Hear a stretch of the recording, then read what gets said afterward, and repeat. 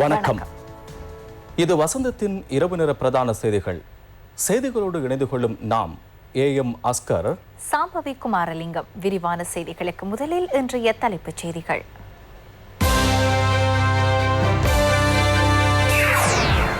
அலரி மாளிகையில் கடமைகளை பொறுப்பேற்றுக் கொண்டார் பிரதமர். வரலாறு முழுவதும் இருந்து வந்த வழக்கத்தை மாற்றியமைத்த வர்த்தமானி. கட்சியொன்றில் இருந்து வெளியேறியவர்கள் அதிகாரத்தை பெற்ற நிலையில் மற்றொரு கட்சியில் இருந்து வெளியேறியவர்கள் எதிர்க்கட்சி அதிகாரத்தை பெற்றுள்ளதாக மறைக்கார் தெரிவிப்பு. செயலாளரின் கையொப்பத்தை தானே இட்டு உறுப்பினர் பதவியை கோரிய கொடியின் தேரர் மாயம். ஐக்கிய மக்கள் சக்தியின் முடிவு சஜித்திடம். ஏராளமான ஊடகவியலாளர்களை உருவாக்கிய பேராசிரியர் கங்காநாத் வாழ்க்கைக்கு விடை கொடுத்தார். கொரோனா தொற்றாளர்களின் எண்ணிக்கை 2 கோடியை தாண்டிய நிலையில் தடுப்பூசியை கண்டுபிடித்தார் புட்டின்.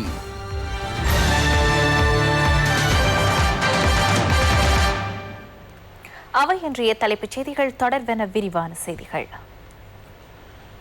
இலங்கை ஜனநாயக சோசலிச குடியரசின் புதிய பிரதமராக நேற்று பதவி பிரமாணம் செய்து கொண்ட மஹிந்த ராஜபக்ச இன்று முற்பகல் சுப வேளையில் அலரி மாளிகையில் கடமைகளை ஆரம்பித்தார்.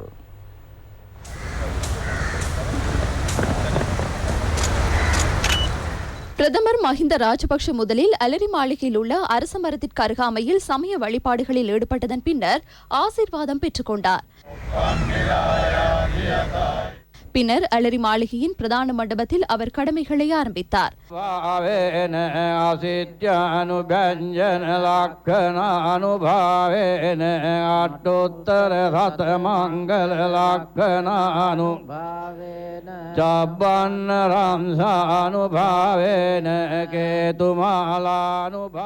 வித்யோதிய பரிவேனாதிபதி மேல்மாகாண பிரதம சங்கநாயக்கர், சங்கைக்குரிய கலாநிதி பலாங்கொட சோபித்த தேரர் தலைமையிலான மகா சங்கத்தினர் பிரித்தோதி பிரதமரை ஆசிர்வதித்தனர். இந்து, இஸ்லாமிய, கத்தோலிக்க மத தலைவர்களும் பிரதமரை ஆசிர்வதித்தனர். பிரதமர் மஹிந்த ராஜபக்ஷ 4வது தடவையாக பிரதமராக பதவியேற்றுள்ளார். இதே நேரம் பிரதமர் மஹிந்த ராஜபக்ஷ கடமைகளை பொறுப்பேற்று சற்று நேரத்துக்கு பின்னர் பாராளுமன்ற உறுப்பினர்களுக்கென தயாரிக்கப்பட்டுள்ள ஆன்லைன் முறையிலான விண்ணப்பத்தை பூர்த்தி செய்து தரவுகள் மற்றும் தகவல்களை பாராளுமன்ற செயலகத்திற்கு அனுப்பி வைத்தார். இதில் பாராளுமன்ற செயலாளர் நாயகம் தம்மிக தசநாயக் உட்பட அதிகாரிகள் பலரும் கலந்து கொண்டனர். ஆகஸ்ட் 20ஆம் தேதி ஆரம்பமாக உள்ள 9வது பாராளுமன்றத்திற்கு தேர்ந்தெடுக்கப்பட்டுள்ள உறுப்பினர்களின் தகவல்களை ஆன்லைன் முறையில் பெற்றுக்கொள்ளும் முறையை பாராளுமன்ற செயலாளர் நாயகத்தின் அலுவலகம் அறிமுகப்படுத்தியுள்ளது. பிரதமர் மஹிந்த ராஜபக்ஷ நேற்று பதவியேற்று இன்று கடமைகளை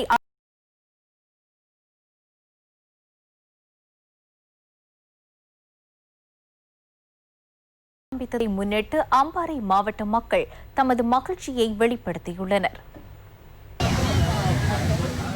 பிரதமரின் பதவியேற்பை முன்னிட்டு ஏற்பாடு செய்யப்பட்ட வைபவம் ஒன்று அக்கரைப்பற்று பட்டியப்பட்டி பிரதேசத்தில் இடம்பெற்றது. அம்பாறை மாவட்ட ஸ்ரீலங்கா சுதந்திர கட்சி அமைப்பாளர் IHA வகாப் தலைமையில் இடம்பெற்ற நிகழ்வில் மௌலவி AG ஃபவுசுல் ரஹ்மான் துவா பிரார்த்தனை நிகழ்த்தினார். பிரதமர் மஹிந்த ராஜபக்ஷவிற்கும் அரசாங்கத்திற்கும் ஆசி வேண்டி விசேட துவா பிரார்த்தனை சாய்ந்தமருது மாளிகைக்காடு ஜும்மா பள்ளிவாசலில் இடம்பெற்றது.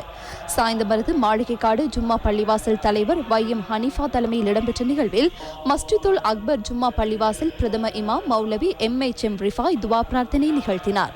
சாய்ந்தமருது முன்னாள் பிரதேச செயலாளர் உள்ளிட்ட பலர் இதில் கலந்து கொண்டனர்.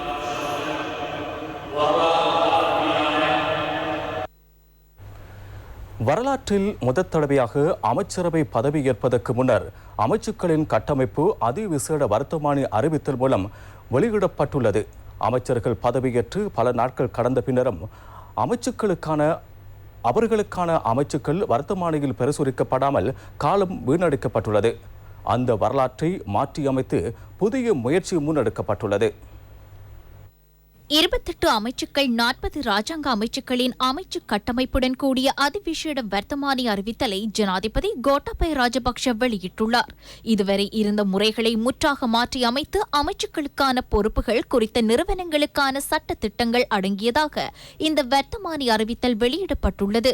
அமைச்சுக்களை வகைப்படுத்தும் போது தேசிய முக்கியத்துவம், கொள்கை அளவிலான பொறுப்புகள், அதன் பணிகளை கருத்தில் கொண்டு வகுக்கப்பட்டிருப்பது முக்கிய அம்சமாகும். அமைச்சுக்களின் செயற்பாடுகளின் தன்மைக்கு ஏற்ப ராஜாங்க அமைச்சுக்கள் ஒதுக்கப்பட்டுள்ளன. தேசிய பொருளாதாரம், தேசிய அபிவிருத்தி, கல்வி, சுகாதாரம், கிராமிய பொருளாதாரம், விவசாயத்துறை தொடர்பாகவும் இம்முறை அமைச்சுக்களை ஒதுக்கும் போது விசேட கவனம் செலுத்தப்பட்டிருப்பது குறிப்பிடத்தக்கதாகும். இவ்வாறு அமைச்சுக்களின் கட்டமைப்புகள் அறிவிக்கப்பட்டிருப்பது ஜனாதிபதியின் சுபீட்சத்திற்கான நோக்க வேலை திட்டத்தை யதார்த்தமாக்குவதில் ஒரு சாதக முன்னேற்றம் என புத்திஜீவிகள் தெரிவித்துள்ளனர். ஐக்கிய தேசிய கட்சி, ஐக்கிய மக்கள் சக்தி உள்ளிட்ட பல கட்சிகளின் தேசிய பட்டியல் உறுப்பினர்களை தேர்ந்தெடுப்பதில் நெருக்கடி நிலை நீடிக்கின்றது.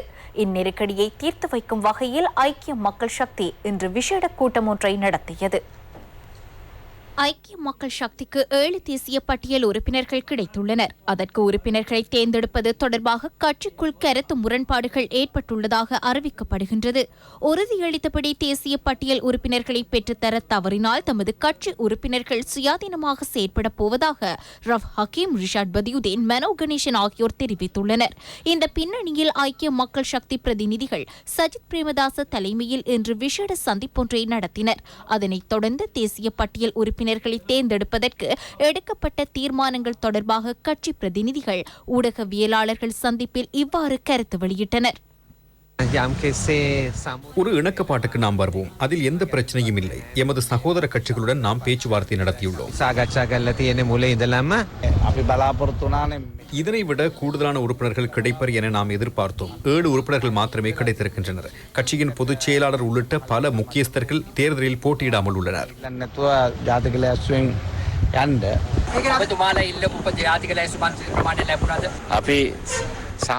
நாம் சமாதானமாக கலந்துரையாடி சமாதானமாக சென்றோம்.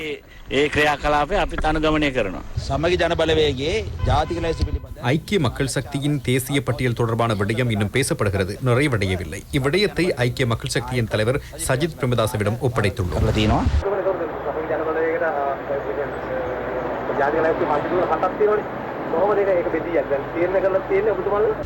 அதனை நீங்கள் வர்த்தமானியில் பார்த்துக் கொள்ள முடியும்.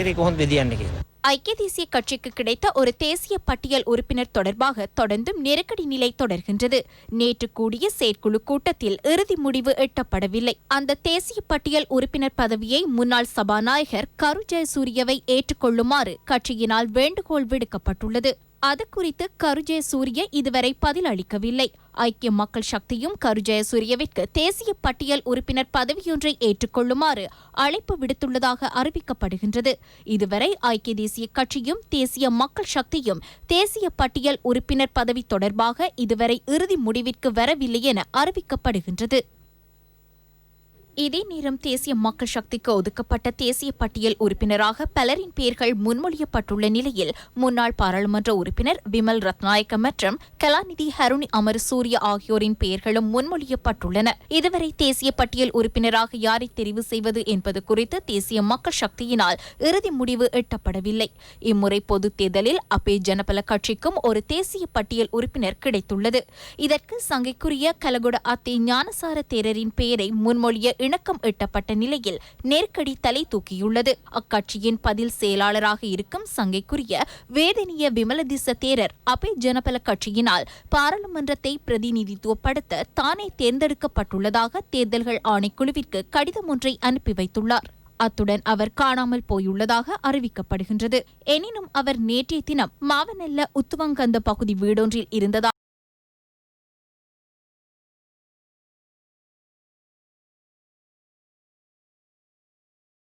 தெரிவிக்கப்படுகின்றது. அபே ஜனபல கட்சியின் கேகாலை மாவட்ட செயலாளர் ஏஜி வசந்தவின் இல்லத்திலேயே அவர் இருந்துள்ளார். இதே நேரம் தேர்தல்கள் ஆணைக்குழுவின் தலைவர் மஹிந்த தேசப்பிரியவிற்கு கட்சியை பிரதிநிதித்துவப்படுத்தி 3 கடிதங்கள் அனுப்பி வைக்கப்பட்டுள்ளதாக அறிவிக்கப்படுகின்றது. அதில் ஒரு கடிதம் காணாமல் போயுள்ளதாக கூறப்படும் சங்கைக்குரிய வேதனிய விமலதிச தேரருடையதென அறிவிக்கப்படுகின்றது. 19 தேசிய பட்டியல் உறுப்பினர்களின் பெயர்கள் அடங்கிய வர்த்தமானி வெளியிடப்பட்டுள்ளது.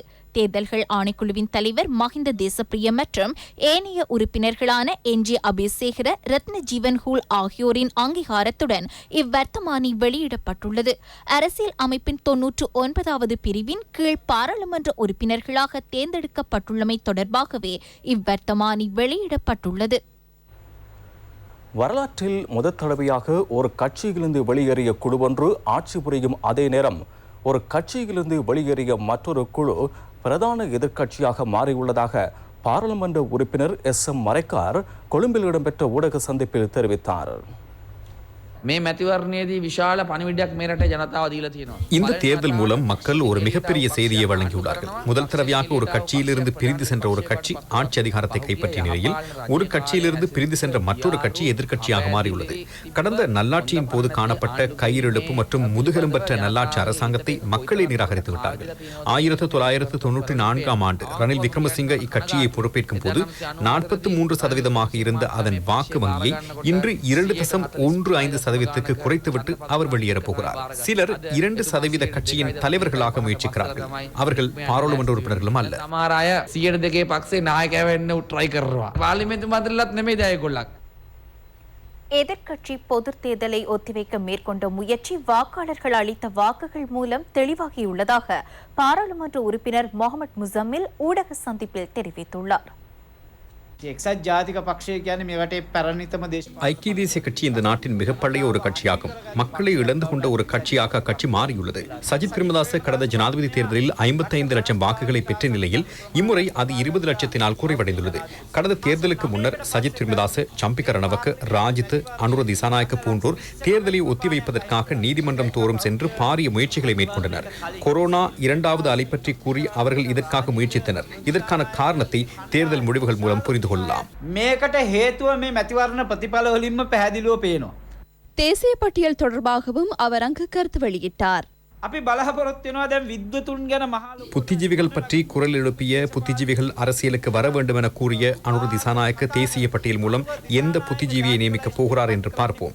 அனுர தலைமையிலான JVP நாளுக்கு நாள் வீழ்ச்சி பாதையிலேயே சென்றுள்ளது. அத்தோடு சஜித் பிரேமதாசை நியமிக்க உள்ள புத்திஜீவிகள் பற்றியும் இந்நாட்டு மக்கள் எதிர்பார்த்துள்ளனர். පත්වෙන්ට නියමිත විද්වතුන් ගැන මේ රටේ මිනිස්සු බලාගෙන ඉන්නවා.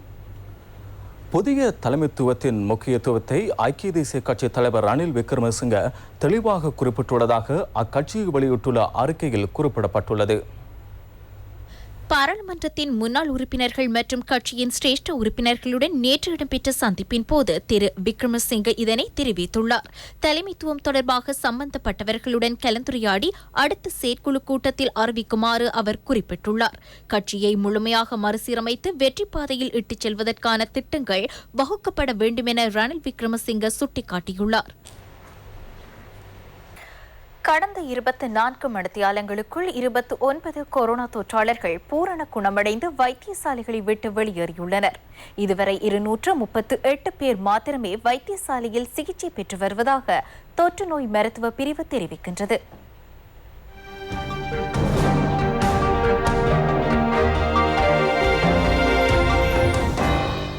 இன்று காலை வரை 27 தொற்றாளர்கள் அடையாளம் காணப்பட்டுள்ளதாக கோவிட்-19 கட்டுப்படுத்தும் தேசிய நடவடிக்கை மையம் தெரிவித்துள்ளது. இதன் அடிப்படையில் மொத்த கொரோனா தொற்றாளர்களின் எண்ணிக்கை 2871 அதிகரித்துள்ளது. 22,062 பேர் பூரணமாக குணமடைந்துள்ளனர். 49 பேர் மருத்துவ கண்காணிப்பின் கீழ் உள்ளனர். இதே நேரம் பொலனறுவை மாவட்டத்தில் ஒரு சில பகுதிகளில் எழுமாறாக தேர்ந்தெடுக்கப்பட்டவர்களுக்கு PCR பரிசோதனை நடத்தப்பட்டுள்ளது. மக்களோடு நெருங்கி செயற்படுகின்றவர்கள் பொது போக்குவரத்து வாகனங்களில் பயணிப்போர் இவ்வாறு சோதனைக்கு உட்படுத்தப்பட்டதாக புலனறுவை பொது சுகாதார பரிசோதகர்கள் தெரிவிக்கின்றனர். இதே நேரம் மாலைத்தீவிலிருந்து 178 இலங்கையர்கள் மத்தள விமான நிலையம் ஊடாக நாடு திரும்பியுள்ளனர். அவர்கள் விமான நிலைய வளவில் PCR பரிசோதனைக்கு உட்படுத்தப்பட்டதன் பின்னர் கொக்கல தனிமைப்படுத்தல் நிலையத்திற்கு அனுப்பி வைக்கப்பட்டுள்ளனர். தைக்கப்பட்ட ஆடைகளை இறக்குமதி செய்யும் போர்வையில் நெதர்லாந்திலிருந்து இலங்கைக்கு எடுத்து வரப்பட்ட 288 லட்சம் ரூபாய் பெறுமதியான போதைப்பொருள் வில்லைகள் சுங்க பிரிவினரால் கைப்பற்றப்பட்டுள்ளன. சுமார் 5000 போதைப்பொருள் வில்லைகள் கொரியர் சேவையின் ஊடாக இலங்கைக்கு எடுத்து வரப்பட்ட போது கைப்பற்றப்பட்டுள்ளன. கொழும்பு முகவரி ஒன்றுக்கு இவை எடுத்து வரப்பட்டுள்ளன. இவற்றை சோதனையிட சுங்க பணிப்பாளர் நாயகம், ஓய்வு பெற்ற மேஜர் ஜெனரல் விஜித்த ரவிப்பிரிய உள்ளிட்ட அதிகாரிகள் நடவடிக்கை எடுத்துள்ளனர். கொழும்பு கிராண்ட் பாஸ் பகுதியில் மேற்கொள்ளப்பட்ட விசேட முற்றுகையின் போது 112 சந்தக நபர்கள் கைது செய்யப்பட்டனர். கொழும்பு வடக்கு பிரிவில் உள்ள போலீஸ் நிலையங்களை சேர்ந்த 125 அதிகாரிகள் மேற்கொண்ட சோதனையின் போது இவர்கள் கைது செய்யப்பட்டனர். ஹெரோயின் மற்றும் கஞ்சா போதைப் பொருட்களுடன் 51 பேர் கைது செய்யப்பட்டுள்ளனர். அத்துடன் அத்துடன் போலீசாரால் தேடப்பட்டு வந்த மேலும் 61 பேர் கைது செய்யப்பட்டுள்ளனர். மத்துகம யட்டதுல பகுதியில் 2 துப்பாக்கிகள் மற்றும் 5 ரவைகளுடன் 2 போலீசாரினால் கைது செய்யப்பட்டனர். கைப்பற்றப்பட்ட துப்பாக்கி ஒன்று முன்னாள் பாராளுமன்ற உறுப்பினர் ஒருவருக்கு சொந்தமானது என சந்தேகிக்கப்படுகிறது. துப்பாக்கி ஒன்றுடன் ஹெரோயின் போதைப்பொருளை வைத்திருந்த 2 மீகோட போலீசாரினால் கைது செய்யப்பட்டனர். முச்சக்கர வண்டி ஒன்றில் போதைப்பொருளை விநியோகித்துக் கொண்டிருந்த போது இவர்கள் கைது செய்யப்பட்டனர். அவர்களிடம் இருந்து 20 கிராம் போதைப்பொருள் மீட்கப்பட்டுள்ளது. சந்தேக நபர்கள் பல்வேறு குற்றச்செயல்களுடன் தொடர்புபட்டவர்கள் என தெரிய வந்துள்ளது. போதைப்பொருள் கடத்தல்களுடன் தொடர்புபட்டதாக கூறப்படும் போலீஸ் போதைப்பொருள் தடுப்பு பணியகத்தின் சில அதிகாரிகள் போதைப்பொருள் கைப்பற்றப்படும் போது அவற்றுக்கு எதிராக நடவடிக்கை எடுக்காமல் போதைப் பொருட்களை அவர்கள் தம்வசம் வைத்துக் கொள்ளும் மோசடி ஒன்று அம்பலத்துக்கு வந்துள்ளது. போதைப்பொருளுடன் தொடர்புடைய உளவாளி ஒருவர் இது தொடர்பாக வாக்குமூலம் வழங்கியுள்ளதாக குற்றப்புலனாய்வு திணைக்களம் கொழும்பு நீதவான் லங்கா ஜாரட்ன முன்னிலையில் விளக்கம் அளித்துள்ளார். குறித்த விசாரணைகளின் முன்னேற்றம் தொடர்பாக நீதிமன்றத்திற்கு வழங்கிய அறிக்கை ஒன்றினூடாக குற்றப்புலனாய்வு திணைக்களம் இவ்விடயங்களை நீதிமன்றத்தில் தெளிவுபடுத்தியுள்ளது. அதிகாரி ஒருவர் கண்ணைமுள்ள பகுதியில் மேற்கொண்ட முற்றுகையின் போது அங்கிருந்து கஞ்சா மற்றும் அசிஸ் போதைப் பொருளை கைப்பற்றிய போதிலும் அது தொடர்பாகவோ சந்தேக நபர்கள் தொடர்பாகவோ சட்ட நடவடிக்கை எடுக்கவில்லை என சாட்சி தெரிவித்துள்ளார்.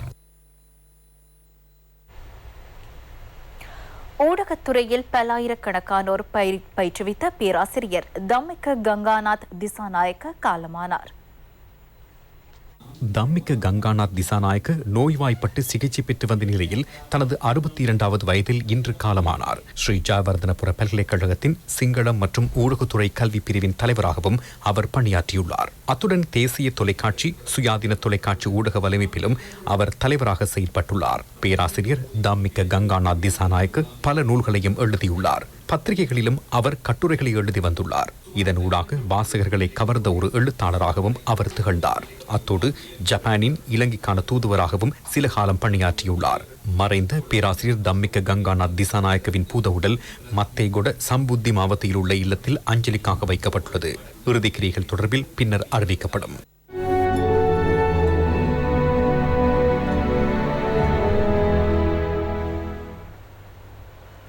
கொரோனாங்கல் நகரபிதா துஷார சஞ்சீவ விதாரண உள்ளிட்ட 5 உடன் கைது செய்யுமாறு பதில் பொலிஸ் மா அதிபர் சிடி விக்ரமரத்ன வடமேல் மாகாண பிரதி பொலிஸ் மா அதிபருக்கு விசேட உத்தரவு பிறப்பித்துள்ளார்.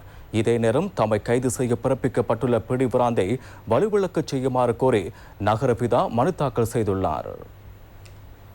குருநாங்கல் நகரில் உள்ள புவனேகே அரசபையின் ஒரு பகுதியை உடைத்தமை தொடர்பான குற்றச்சாட்டு குருநாங்கல் நகரபிதா மீது சுமத்தப்பட்டுள்ளது.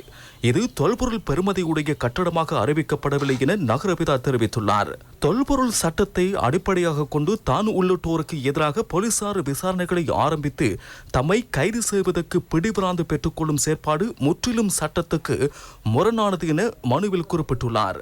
இதன் அடிப்படையில் தான் உள்ளிட்டோரை கைது செய்வதற்கு கடந்த 7ஆம் தேதி குருநாங்கல் நீதவான் நீதிமன்றம் பிறப்பித்த பிடியாணையை வலுவிழக்க செய்யுமாறு நகரபிதா மேன்முறையீட்டு நீதிமன்றத்தில் மனு தாக்கல் செய்துள்ளார். தேர்தல் காரணமாக நிறுத்தி வைக்கப்பட்டிருந்த மட்டு மாநகர சபையின் அபிவிருத்தி வேலைகள் அனைத்தும் இன்று மீண்டும் ஆரம்பிக்கப்பட்டுள்ளன. மட்டு மாநகர சபையினால் முன்னெடுக்கப்படும் சப்பிரிகம்ப வேலை திட்டம், கல்லடி போக்கடி வீதி வடிகான் திட்டம், வீதி புனரமைப்பு, கல்லடி 8ஆம் குறுக்கு வடிகான் திட்டம் ஆகியவற்றை மட்டு மாநகர முதல்வர் தியாகராஜா சரவணபவன் பார்வையிட்டார். மண்வீதியற்ற மாநகரத்தை நோக்கி எனும் திட்டம் ஆரம்பிக்கப்பட உள்ளது. இதன் கீழ் மண்வீதிகள் அனைத்தும் கிரவல் வீதிகளாக அபிவிருத்தி செய்யப்பட உள்ளன. ஆசிய அபிவிருத்தி வங்கியின் 1800 மில்லியன் ரூபாய் செலவில் இந்த திட்டங்கள் முன்னெடுக்கப்படுகின்றன. கிறிஸ்தவர்களின் புனித ஸ்தலமான மடு திருப்பதிக்கான யாத்திரையில் மக்கள் ஈடுபட்டுள்ளனர்.